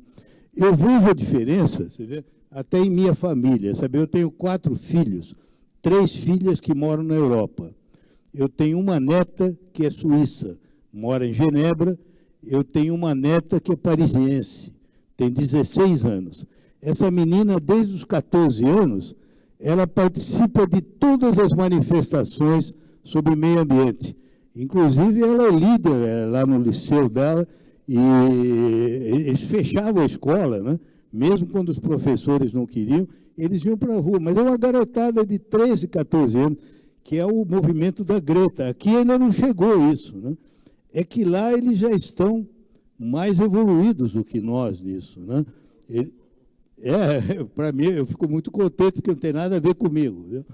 Ela é, enfim, francesa e tal, mas estão já bem mais avançados do que nós, né? Nós aqui, em matéria de educação, eu acho que vai ser uma força transformadora, mas demora, né? Demora, é de longo prazo. Enquanto isso, tem que se usar a mídia. E com essa mobilização de vocês, a mídia passa a ter um interesse maior em responder, né? Ricardo. Ok, obrigado. Bom, professor, recupero primeiro agradecer a aula maravilhosa que a gente teve aqui, que é um orgulho poder escutar o senhor. Prazer. A pergunta de todo mundo aqui, para mim, foi realmente uma aula. Pegando o gancho na última pergunta aqui da Karine, a pandemia acabou colocando um holofote muito grande no tema sustentabilidade, né? A gente se achava um pouco invencível e viu que não é. O mundo não é a prova de nada. E sustentabilidade, o que o Emerson falou, acaba envolvendo muito mais do que meio ambiente, né? O tal do ESG.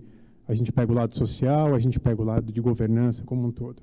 E hoje tem uma série de pressões em cima do mundo corporativo para obrigar as empresas a serem mais sustentáveis, né? Seja da comunidade financeira, que quer medir melhor a reputação das empresas, então quer que na hora de investir também levem em conta os ativos não financeiros, os governos com a parte de regulamentação, as redes sociais, como o senhor bem falou, e tem uma turminha, que são os millennials, que estão vindo para o mercado de trabalho agora, que eles têm talvez uma característica muito importante, que é o alinhamento profissional e pessoal muito grande, né? São ativistas por natureza, se preocupam em ter um planeta melhor, né? E, pelo que a gente vê aqui, junto com o que as empresas estão prevendo que vão se tornar carbono zero, seja 2030, 2035, é justamente quando essa turma vai começar a assumir as posições de liderança, não só nas empresas, nos cargos executivos, mas também nos fundos de investimento, como os decisores da onde eles vão colocar o dinheiro. Então, o que eu peço para o senhor é fazer uma reflexão, né, pela sabedoria que o senhor tem, qual é o grande recado que a gente tem que deixar, o legado para essa turma que vai entrar e qual é o grande desafio que eles vão ter que cumprir. Olha, você, com muita razão, destacou a novidade desse conceito de sustentabilidade, né? Você sabe que esse conceito nasce praticamente da Comissão Brundtland, né? A Comissão Brundtland criou essa ideia da sustentabilidade ligada ao meio ambiente. Depois disso é que se deu uma dimensão social, uma dimensão cultural, né? Financeira, mas, na verdade, a origem da ideia de sustentabilidade é ligada ao meio ambiente. No relatório da comissão, o que se diz é que é preciso que haja uma solidariedade não apenas horizontal entre as pessoas de uma mesma geração, mas uma solidariedade intergeneracional entre as gerações. E isso realmente é novo na evolução dos seres humanos. No passado, nunca ninguém se preocupou com o que aconteceria com as futuras gerações.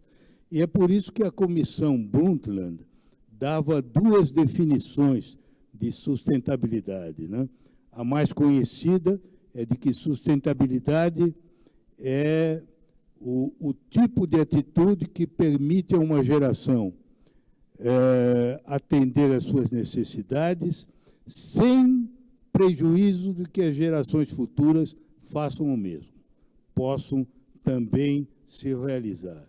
E o outro conceito que era ligado a esse é de que cada geração deveria entregar a seguinte, um planeta pelo menos igual ao que recebeu, pelo menos não pior do que o que recebeu, né? Então, essa ideia que, como vocês veem, no fundo, ela tem muito mais a ver com a sustentabilidade ambiental do que outros aspectos, né? Ela precisa estar no coração dessa geração jovem, porque eles já estão começando a sentir os efeitos. Eu estava comentando um pouco antes do nosso almoço que uma constante, desde que nós começamos a descobrir o fenômeno do aquecimento global, que é no fim dos anos 60, né, que no começo só alguns cientistas se davam conta disso, uma constante é que a realidade tem sido sempre pior que as previsões, né? Tudo que tem acontecido, por exemplo, a elevação do nível dos oceanos, o ritmo de crescimento das temperaturas, a frequência dos anos mais quentes, a frequência dos desastres naturais, tudo tem acontecido mais e antes do que se imaginava que ia acontecer. E a prova disso é o que está acontecendo agora em Oregon, na Califórnia e outros lugares, né? Vocês sabem que isso é inseparável do meio ambiente, né? Como, de certa forma, a pandemia também, né? A pandemia já está mexendo um pouco com isso, né? Então, é óbvio que quem tem a vida a viver agora tem muito mais em jogo do que eu. Eu tenho 83 anos. Eu posso viver com sorte alguns anos, né? Mas os meus netos, as minhas netas, eu só tenho netas mulheres, 3.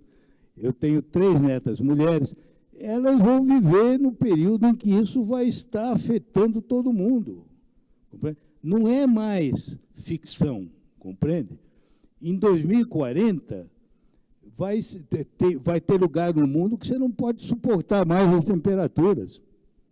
Vai ser uma situação complicada. Eu não sei se vocês sabem que um estudo que foi feito com financiamento dos ingleses, depois daquele estudo sobre as implicações econômicas do aquecimento global, do Nicholas Stern, os ingleses andaram custeando o Vale 1, que foi feito no Brasil, há uns anos atrás, mostrava que uma das projeções do Nordeste é que talvez precisem tirar metade da população de lá, entende?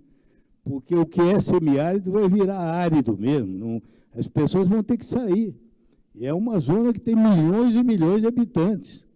Vocês imaginam que vai ser isso, porque o regime hídrico vai piorar muito depressa. Então, não vai ter mais outro jeito, vai ter que evacuar mesmo, né?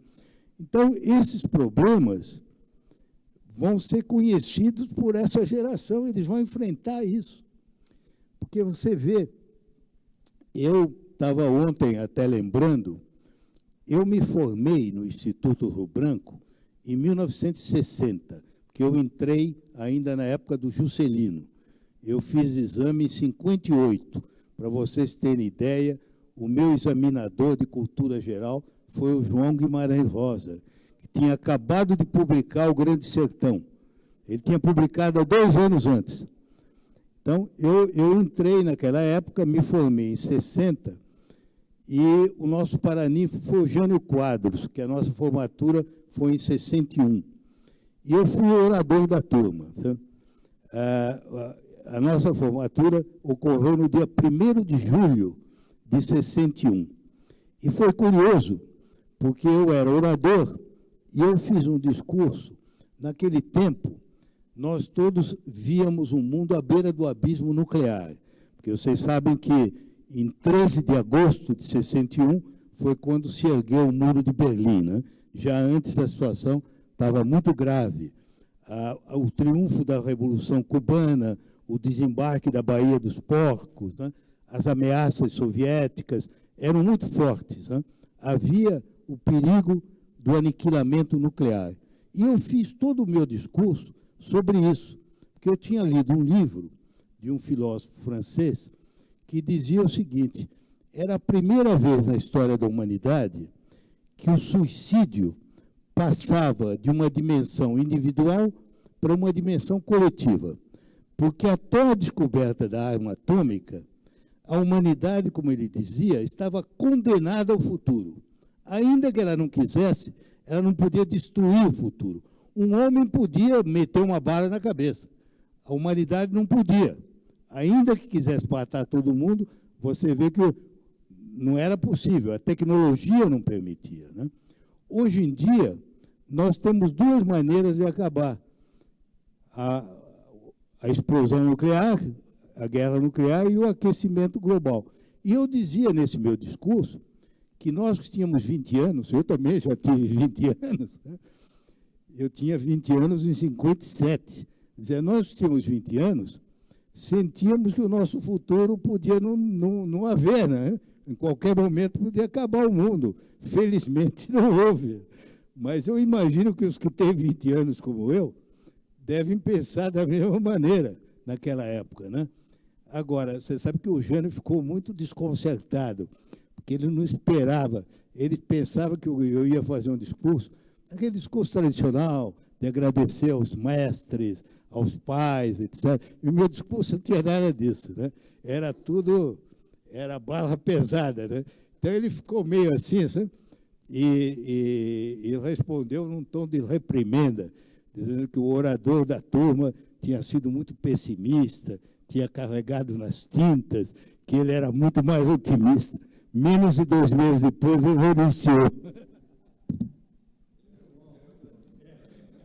Roberto, vou ler uma pergunta que chegou aqui de um dos membros do LIDE que está nos acompanhando pela internet. Enquanto isso, já vou perguntar e ver se o Furlan está conectado ainda e se o Furlan quer direcionar uma pergunta. Enquanto eu leio a pergunta aqui que chegou, o Furlan já vai se preparando. A Samanta Pineda, da Terra Viva, pergunta: embaixador, em sua opinião, o Brasil tem sido tão criticado pelo mundo em causas ambientais por razões comerciais, desinformação ou por realmente estarmos tão ruim na condução política ambiental? Respondido. Terceira opção. Obrigado, Samanta, pela pergunta. Furlan, está conectado? Estou sim, estou por aqui. E apreciando e degustando toda a apresentação do meu amigo Recupero. Embaixador, eu uma vez ouvi uma frase em italiano que se aplica à sua preocupação dos 83 anos, que era assim: non mettiamo limite alla provvidenza divina. Né? Então, não tem a síndrome dos 83, não. O senhor vai chegar aos 100. Mas fica tranquilo, não fica pensando nisso, não, porque ele lá em cima está te olhando. Olha, eu fiquei pensando aqui, ouvindo vocês e também as apresentações, qual é a bandeira que uma só, na questão ambiental, que nós podemos pegar para dar uma motivação geral. Será que essa não ratificação pelos países da União Europeia do acordo de livre comércio, que vai criar barreiras para produtos brasileiros, ou que, se for ratificado, criaria empregos no Brasil, desenvolvimento.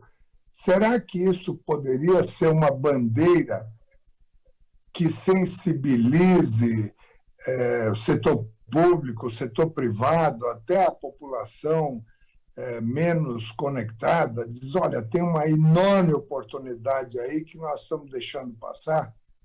Ou teria uma outra bandeira de curtíssimo prazo? Porque vocês escolheram, o Roberto Klabin deve ter consultado a deusa grega qual vai ser o dia mais quente do ano. E ele diz, é nesse dia que nós vamos fazer a nossa live.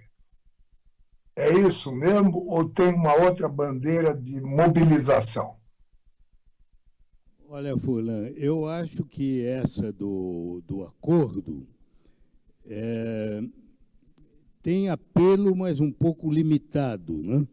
Porque talvez nem todos os setores tenham um interesse tão grande nesse acordo. De qualquer forma, eu acho que seria útil utilizar. Na minha opinião, o acordo não vai morrer, sabe? Eu tenho a impressão que os europeus vão mantê-lo em banho-maria como um instrumento de pressão para ver se, de fato, o Brasil produz resultados na luta contra o desmatamento. Então, a minha impressão é que o acordo não vai desaparecer, mas vai permanecer, e, nesse sentido, seria útil, como você diz, utilizar a possibilidade de aprovação do acordo para obter da parte do governo brasileiro uma ação mais empenhativa, né? Talvez não só esse acordo, se houver a mudança de governo nos Estados Unidos, nós poderíamos, então, duplicar, porque nós teríamos interesse aí em ter também alguma coisa com os americanos, né, em termos de meio ambiente, de comércio, né? Agora, eu diria que, num sentido mais amplo, talvez a grande bandeira, que é essa que está dominando a discussão, tanto na Europa como nos Estados Unidos e outras economias avançadas, é a ideia de que nós não deveríamos sair da pandemia com apenas o retorno à situação anterior. Isto é, vamos voltar simplesmente à economia que tínhamos antes. Nós devemos aproveitar a oportunidade, já que nós tivemos durante meses e meses uma situação que praticamente é equivalente a que o aquecimento global pode criar, no sentido que, se o aquecimento global não for detido, nós vamos ter como normalidade isso que nós tivemos nesses últimos meses. Não poder sair de casa, ter que mudar de hábitos, etc. Isso, para nós, apenas é provisório, é por causa da pandemia. Mas, se o aquecimento global continuar, isso vai se tornar a regra, vai se tornar a regra de vida de todo dia. Então, nós, já que tivemos essa experiência, nós temos que fazer com que a reconstrução da economia seja na base da economia verde. É isso que a União Europeia vai fazer, é isso que os americanos, o Biden já promete investimentos de 2 trilhões nessa construção da economia verde. E nós tínhamos que preparar isso. Vocês devem ter visto que nós fizemos um manifesto, os ex-ministros da Fazenda e ex-presidentes do Banco Central, sobre essa recuperação verde da economia. Eu fui o único que assinei pelos dois lados, porque eu sou o único híbrido. Eu sou o único ministro, acho que no mundo inteiro, eu sou o único ministro da Fazenda que fui ministro do Meio Ambiente. Mas, então, nós assinamos isso, mas você tem gente muito engajada, o Levi está engajadíssimo nisso, né? O Pedro Malão está muito engajado nisso, né? O Armínio Fraga. Nós temos muita gente no mundo econômico que tiveram importantes responsabilidades, inclusive tem agora, como gestor de fundos, né, O caso, por exemplo, do Armínio, né? E outros. Né?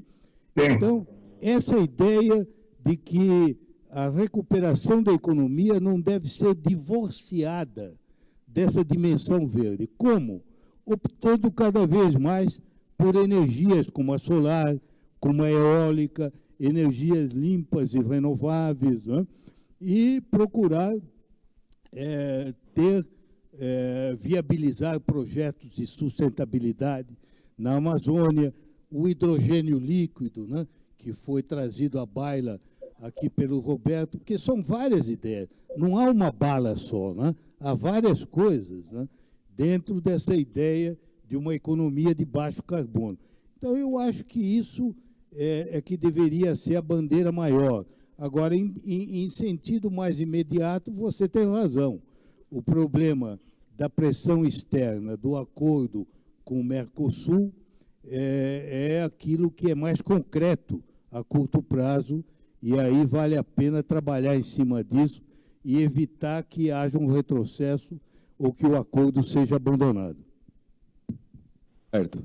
A palavra é sua para fazer as suas observações, pontos ou até perguntas, e só vou pedir que você passe ao nosso professor Meireles depois para fazer a leitura da nossa pesquisa.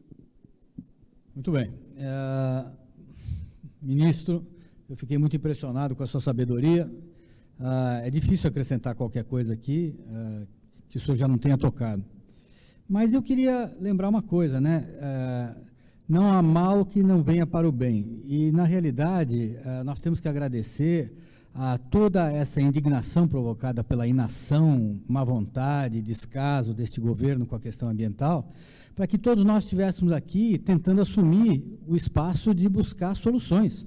Já que o governo não tem interesse nisso, então a iniciativa privada, a sociedade como um todo, e nós temos que motivar os jovens para que os jovens continuem esse trabalho. Ou seja, essa questão da indignação é fundamental, as pessoas têm que se indignar, elas têm que ver as coisas acabando. Eu sempre conto uma história que é o seguinte, há muito tempo atrás, com a minha mulher, eu fui a um lugar no Caribe e mergulhei num lugar ali maravilhoso, cheio de corais fantásticos e tudo mais. 20 anos depois, voltei para aquele mesmo lugar, por acaso, minha mulher ali com um grupo de brasileiros mais jovens, naquele mesmo lugar. Eu mergulhei e quando eu mergulhei, eu fiquei horrorizado. Aquilo que há 20 anos atrás era um jardim de coral, hoje, aquilo tinha se transformado numa coisa horrorosa, destruído, tudo branco, coral morto e tal. E só haviam algumas cabeças de coral que tinham sobrado, e nessas cabeças de coral, os peixes, então, ficavam ali em torno. Eu saí, assim, acabado. Saí e minha mulher, que não tinha entrado na água, falei com ela, puxa, mas que horror, 20 anos depois, ela falou, olha, essa não é a opinião dos mais jovens que estão saindo da água. Eu falei, como assim? Aí, aquilo caiu em mim, que é uma questão de referência. Para quem nunca tinha estado naquele lugar maravilhoso, e mergulhado, e visto aquela riqueza, descer naquela água e deixar de lado a parte feia, mas olhar a parte bonita que ainda restava, era uma coisa maravilhosa. Então, o que está acontecendo com a juventude, com os mais velhos, é que há uma redução de padrão, ou seja, as pessoas não sabem mais o que havia. As pessoas deixaram de apreciar o que havia e elas se acostumam com o que há hoje. E o problema é que o que há hoje é um empobrecimento gradual destas riquezas todas que nos circundam. Então, o que eu chamo a atenção para todos é que a gente se insurja contra isso. É que a gente chame a atenção para isso, lembre do que acontecia com os mais velhos, com os relatos e tudo mais, que a gente possa reconstituir em parte esse patrimônio espetacular. Isto é fundamental para tudo, mas principalmente para a nossa sanidade mental. E quando a gente vê uma pessoa como o senhor, falando como um jovem falaria, a gente tem muita satisfação e realmente é uma honra estar aqui com esse programa. Eu espero que o LIDE possa chamar mais encontros como esse aqui, com pessoas que têm o seu conhecimento, o seu nível, e que não temem colocar a verdade para fora, como o senhor colocou muito bem. Muito obrigado, e eu agradeço a todos pelas perguntas, agradeço, enfim, foi, eu acho, um encontro muito gostoso, porque a gente trocou ideias, foi um bate-papo, e é isso aí. Muito obrigado. Obrigado, Roberto, obrigado. Lembrando que esse tema continuará sendo debatido ao longo de todo o ano, com a ajuda brilhante do Roberto Clabin à frente do LEAD Sustentabilidade. Então, antes de encerrarmos aqui, convidar o nosso professor Fernando Meirelles, presidente do LEAD Conteúdo, para ler a pesquisa desse almoço-debate. Boa tarde a todos. Vamos ver como é que está evoluindo o nosso clima empresarial. O que vocês acham? Está melhorando ou está piorando? Para cima, Roberto? Vamos lá, vamos ver. Não perca o último slide. Então, vamos lá. Edição de número 146. Como é que está a nota do nosso governo? O governo federal ficou de segunda época, professor Recupero. Na GV, com 5 não fica nem de segunda chamada. Tá? 5,2 para federal, 5,2 para estadual, 4,3 para municipal. Sofrível. Precisa melhorar. Como é que está a situação dos negócios? Aqui tem um fenômeno curioso. Percebam que caiu, né, o número de pessoas que achou que o negócio estava melhor. Por outro lado, caiu bastante, e até mais, quem achava que estava pior. Em outras palavras, o saldo melhorou. Né? Então, talvez por causa da amostra, hoje nós tivemos um tema um pouco diferente do tema usual, a sensação é que de melhora e não de piora se você fizer o balanço. Né? Mesmo os nossos 38 caindo para 33, de gente que acha que os negócios estão melhores. O mesmo fenômeno se repete quando a gente pergunta como estão os empregos. Caiu o número de pessoas que vai empregar, por outro lado, caiu mais ainda quem vai demitir. Ou seja, cresceu muito, né, bastante, quem vai ficar como está. Né? 64% fica como está. Qual é o fator que mais impede o crescimento da sua empresa? Tivemos aí o deslocamento de carga tributária para cenário político e ficou mais ou menos estável, né? Com um ligeiro crescimento para o nível de procura. Né? Piorou um pouquinho aí a demanda. Qual a área que o Brasil mais precisa melhorar? Educação volta a crescer e ser o número 1 disparado, e os outros ficam mais ou menos no mesmo patamar. Né? Chama a atenção que política, que já chegou a ser 50% da preocupação, só está com 20%. Qual é o tema mais preocupante? Não poderia deixar de ser, mas percebam que diminuiu de 57 para 47, cenário internacional e saúde. Chama a atenção que tinha caído, né, de 16% para 7%, voltou a 16% o nível de preocupação com o dólar, com a taxa de câmbio. Previsão de receita para este ano, né, não a medida pontual que nós fizemos na outra pergunta, 36% com negócios melhores, ou seja, um saldo positivo. Né? Mais gente com negócio melhor do que com negócio pior. Previsão do PIB esse ano, menos 5,2%. Tá? Vejam que metade, exatamente metade, aposta em menos 6%. Exatamente metade. Com relação ao ano que vem, só 3,6% de crescimento. Ou seja, um saldo de 2 anos negativo forte. Quanto você estima que vai demorar para os negócios serem normalizados, entre aspas. Continuamos aí com praticamente uma gestação, né? 8 meses, há 2 meses atrás tinha sido 9, o mês passado foi 8, continua aí com 8. E, finalmente, o nosso índice, que sintetiza todas essas perguntas numa só,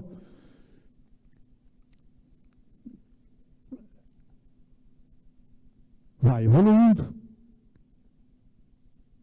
5,2 o mês passado, hoje 5,3.